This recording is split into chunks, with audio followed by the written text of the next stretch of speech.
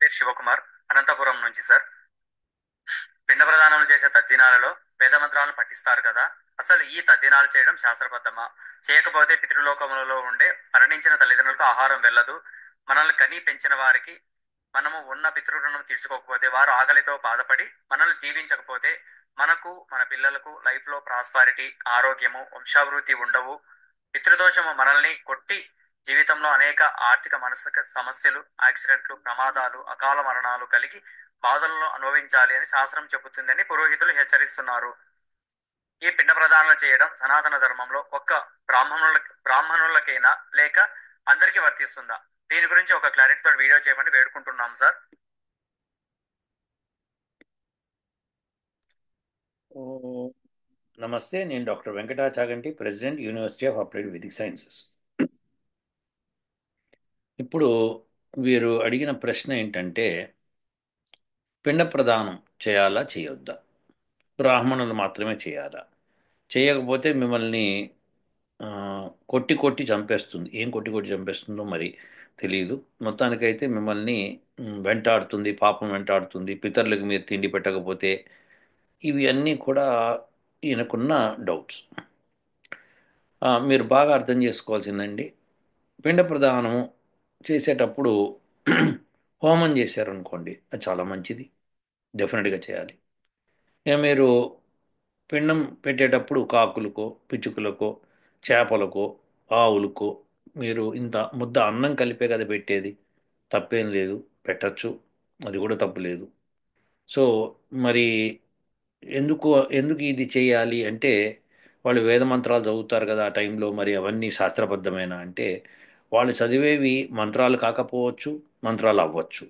మంత్రాల్లో అయితే ఎక్కడ పిండ ప్రదానం ఉండదు, కానీ శ్రాద్ధం అంటే శ్రద్ధతో పితరుల్ని సేవ చేయమంటారు. అంటే బతికున్న వాళ్ళకి, సో ఎవరైతే తల్లిదండ్రులు ఉంటారో వాళ్ళకి మీరు సేవ చేయాలి, మీకు చేతనైనంత చేయాలి.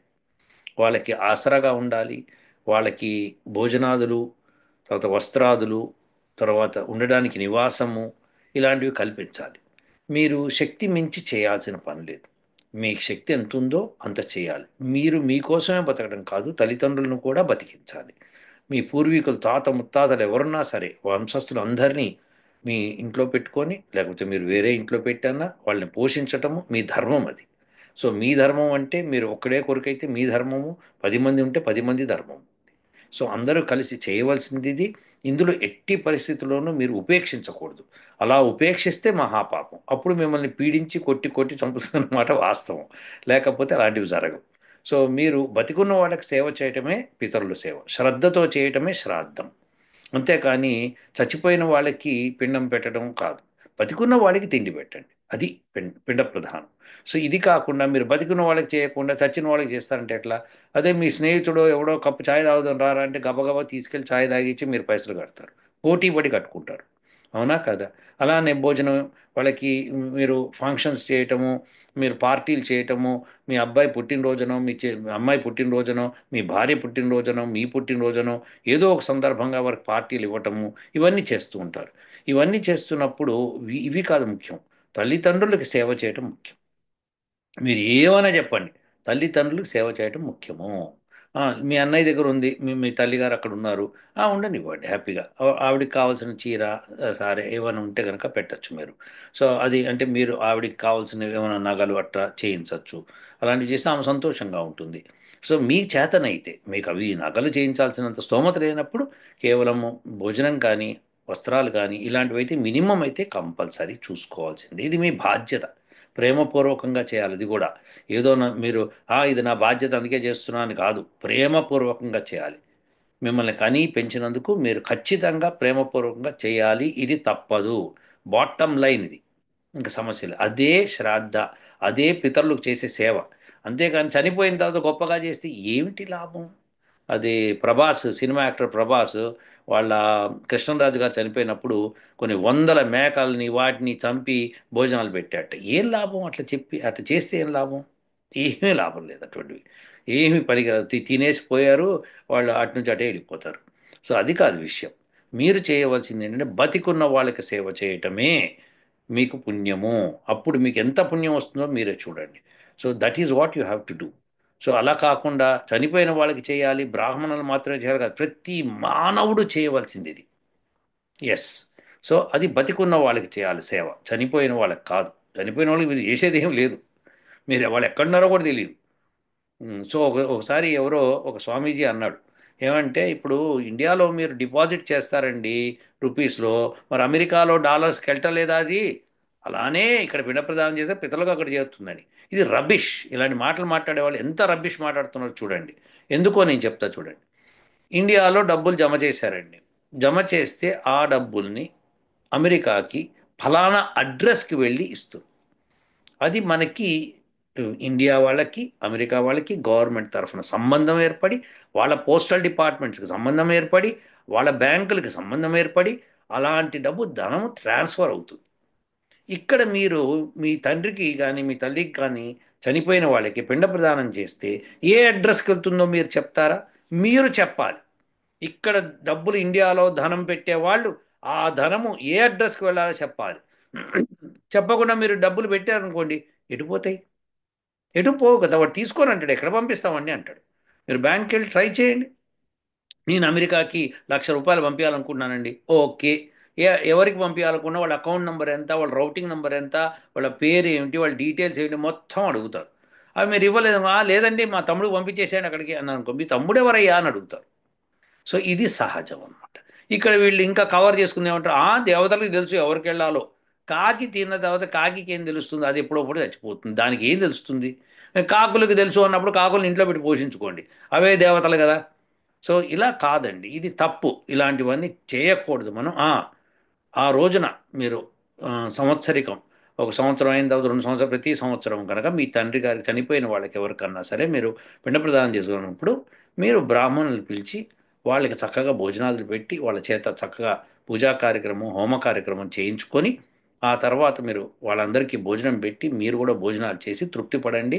మీ తండ్రి గారి పేరు మీద లేకపోతే మీ తాతగారి పేరు మీద ఎవరి పేరు మీద అయితే మీరు చేస్తున్నారో వాళ్ళ పేరు మీద చేయించండి, తప్పేం లేదు. ఆ రోజు హోమం చేయించడం మూలంగా మంచిదే కదా. ఒక రోజన్నా హోమం చేస్తారు మీరు, ప్రతిరోజు చేస్తే మంచిది. ఇక ఒక రోజన్నా కనీసం మీరు చేయగలిగితే చేయొచ్చు. సో ఇది బ్రాహ్మణ మాత్రమే కాదు, ఎవ్వరన్నా చేయొచ్చు ఖచ్చితంగా. కాకపోతే చనిపోయిన వాళ్ళకి కాదు, బతికిన వాళ్ళకే చేయాలి. ఒకవేళ చనిపోయిన వాళ్ళకి చేద్దాం అనుకుంటే ఆ రోజు చెయ్యండి, తప్పకుండా. ఏం నష్టం లేదు, నష్టం అయితే లేదు, కానీ వాళ్ళకి చేరుతుంది అనేది అబద్ధం. ఇది అబద్ధం. సరే, నెక్స్ట్ ఇంకేదో చెప్పబోతున్నారు, చూద్దాం.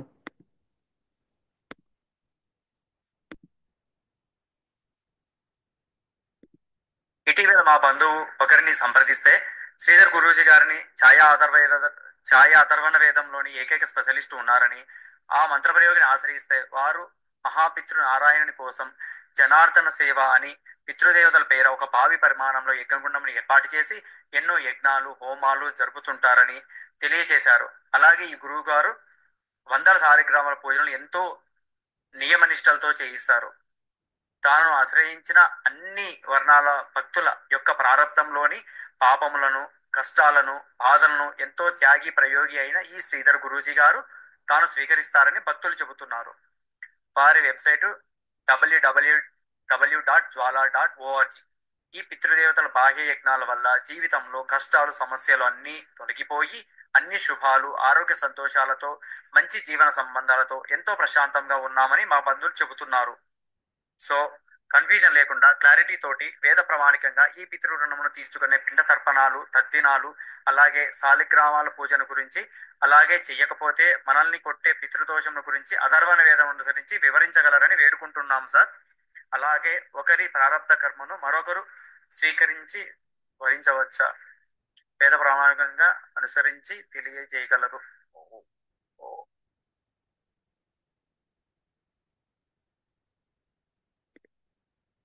ఇదండి ఈయన గొడవ.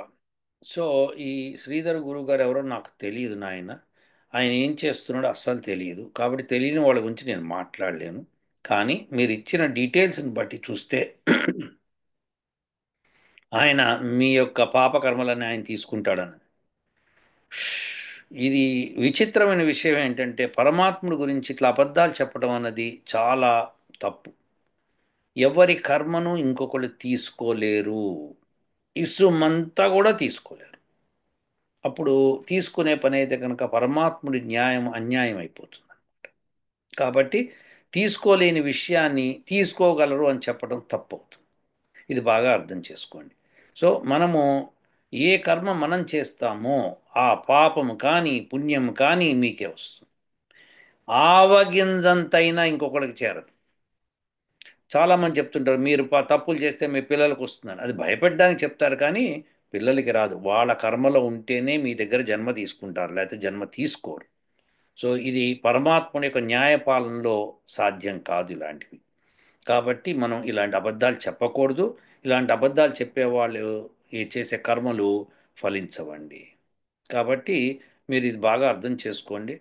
మీరు మీరు చేసిన కర్మకి మీరే బాధ్యులు. ఉం. కాబట్టి దాన్ని మీరు నిశ్చయించుకోండి. అంతేగాని భయపడకండి. చేసేసాము పాపకర్మలు చాలా చేసేసాము డెఫినెట్గా. అందరం పాపకర్మలు కొన్ని చేసేసే ఉంటాం. ఏవో చేసి ఉంటాం మనకి తెలియకుండా తెలుసో చేసి ఉంటాం. అవి మనకే అంటుకుంటాయి. మీరు ఏ కంగారు పడకు. మీరు మీరు పుణ్యం చేస్తే మరి పుణ్యం కావాలి కదా మరి మీకు. అవునా కదా? సో మీరు మీ పుణ్యాన్ని ఎవరికైనా ఇస్తారా? ఇవ్వరు కదా. అలానే పాపం కూడా ఇవ్వలేరు. సో ఇది మీరు నిశ్చయం చేసుకోండి ఖచ్చితంగా. ఇకపోతే తద్దినాలు ఇవన్నీ కూడా చెప్పాను కదా మీకు, ఆల్రెడీ ఇందాక చెప్పాను. చెయ్యొచ్చు, చేస్తే నష్టమేం లేదు. కాకపోతే ఏంటంటే మేము పితరులకు చేరతాయి అనుకోవడం మూఢత్వం అవుతుంది, అదొక్కటి. సో మీరు చేయవలసిన పని ఏంటంటే నిత్యము అగ్నిహోత్రం చేయటము, సంధ్యావందనం చేయటము, ఇలాంటి పనులు మంచి పనులు చేయటము, అహింస, మాంసాహారం లాంటివి తినకపోవటము, ఇలాంటివన్నీ సాధు జీవితంతో మంచిగా చక్కగా మీ యొక్క పని చేసుకుంటూ ధనం ఆర్జిస్తూ మీ తల్లిదండ్రులకి సేవ చేసుకుంటూ మీ పితరులకు సేవ చేసుకుంటూ బతికిన వాళ్ళకి చనిపోయిన వాళ్ళకి మీరు చేసేది ఏమి ఉండదు. దహన సంస్కారాల తర్వాత మీరు చేసేది ఏమీ ఉండదు. ఇది నిశ్చయించుకోండి. సో అలానే బావి ప్రమాణంలో చేసిన, చెరువు ప్రమాణంలో చేసిన అగ్నిహోత్రం చేసేటప్పుడు శ్రద్ధ భక్తి ప్లస్ సత్యం ఉండాలి. సత్యం లేకుండా అసత్యంతో చేస్తే ఏం ఫలితం వస్తుంది చెప్పండి. కాబట్టి మీరు ఇలాంటి అసత్య భాషలు కానీ అసత్య విషయాలు కానీ వినొద్దు. ఆయన చేస్తున్న పని మంచి పని అయి ఉండొచ్చు. ఆయన ఇలా అన్నా అందరూ వచ్చి యజ్ఞంలో కూర్చుంటారు, వాళ్ళకి ఇలా భయం పెట్టన్నా చేస్తే చేస్తారు. అలానే వాళ్ళ భయం పోగొట్టడానికి మీ కర్మను నేను తీసుకుంటాను అని అబద్ధం చెప్తుండొచ్చు. అది అబద్ధమే. ఎందుకంటే అది జరగదు. ఎవరి కర్మను ఎవరూ తీసుకోలేరు. ఇది గుర్తుపెట్టుకోండి. కాబట్టి ఏంటంటే ఇలా ఉంటుంది. ఇది గుర్తుపెట్టుకోండి. ఒక దేశంలో ప్రజలు చేసే పాపంలో ఏడో వంతు రాజుకు చెందుతుంది. ఎందుకంటే రాజు ఆ ప్రజలకి మార్గదర్శకుడు. ఆయన చేసేది ఏ పని చేసినా సరే ఆయనకు ఒక రాజ్యాంగం ఉంటుంది. ఆ రాజ్యాంగం ప్రకారం చేస్తూ ఉండాలి. అందులో ఎవరైనా తప్పు చేస్తే శిక్షించాలి. మనవాళ్ళు కదా, లేకపోతే జాలిపడో వదిలిపెడితే ఆ పాపం ఆయనకు అంటుకుంటుంది. శిక్షించడం మూలంగా ఆయనకు ఆ పాపం అంటుకోదు. కాబట్టి రాజులు అట్లనే భర్త భార్య, భార్య చేసే తప్పుల్లో ఏడో వంతు భర్తకు అందుతుంది. ఇది గ్యారంటీ. కాబట్టి పెళ్లి చేసుకునే ముందు మంచి స్త్రీని చూసి చేసుకోవాల్సిన బాధ్యత. కానీ పురుషుడు చేసిన తప్పుల్లో భార్యకు రాదండి. మ్మ్. పైగా పురుషుడు చేసిన పుణ్యాల్లో భార్యకు వస్తుంది అని శాస్త్రాలు చెప్తాయి. అంటే విశేషం ఏంటంటే ఈ జన్మలోనే ఆ సుఖం వస్తుంది. పురుషుడు చేసే మంచి పనుల మూలంగా స్త్రీకి చాలా మంచి జరుగుతుంది. అలానే స్త్రీ మంచి పనులు చేస్తే ఆమెకే చెందుతుంది. ఇది విశేషం అన్నమాట. ఇది మన శాస్త్రాల్లో చెప్పబడింది. కానీ ఇది కూడా మీరు నమ్మవలసిన పని లేదు. మీరు చేయవలసిన కర్మ మంచిగా చేశారనుకోండి, బస్, దట్స్ ఇట్. మీరు మీ కర్తవ్యాన్ని నిర్వర్తించండి. ధర్మం ఎలా ఉంటే అలా చేయండి. అంతేకాని అధర్మాన్ని చేయకండి. ధర్మం వేదంలో చెప్పబడినట్టు. రాజ్యాంగం చెప్పేది ఈనాటికి ఈ ప్రజలకి ఏది సరిపోతుందో చెప్తారు. అది మటుకు పాటిస్తూ ఉంటూ మీరు ఇంకా ఎక్కువ ధర్మం కావాలనుకుంటే వేదాన్ని పాటించాలి. ఇదన్నమాట విశేషం. అంతేకాని ఇలాంటి భయాలు పెట్టుకోకండి. ఫస్ట్ భయం తీసేయండి. పరమాత్ముడు ఎవ్వరిని ఎందుకు అన్యాయంగా ఎక్కడా శిక్షించడు. మీరు తప్పు చేస్తేనే ఆ శిక్ష మీకు. మీరు కరెక్ట్ చేస్తే మీకు ఆ పుణ్యం మీకు. ఇది తథ్యము. ఇది వేదం ప్రకారము. సో ఎట్టి పరిస్థితిలోనూ మీ పాపం ఇంకోళ్ళకి పంపించడం కానీ ఇంకొకళ్ళ పాపం మీకు రావడం కానీ జరగదు. సో ఇది గుర్తుపెట్టుకోండి. సో మీరు చేయవలసిన కర్మాన్ని మీరు తప్పించుకునే ప్రయత్నం చేయొద్దు. మంచి పనులు చేయండి. మంచి పనులు అంటే ఎలా తెలవాలి? వేదం ఏం చెప్పిందో అది చేయటం. వేదం ఏం చెప్పిందో నేను వేదం చదవలేదు కదండి అన్నప్పుడు మంచి కర్మలేవి మీ చిన్నప్పటి నుంచి మీరు తెలుసుకున్న మంచి కర్మలేవో అవి పాటిస్తూ ఉండండి. పెద్దవాళ్ళని, వేదం చదువుకున్న వాళ్ళని మంచి కర్మలు ఏమిటో తెలుసుకోండి.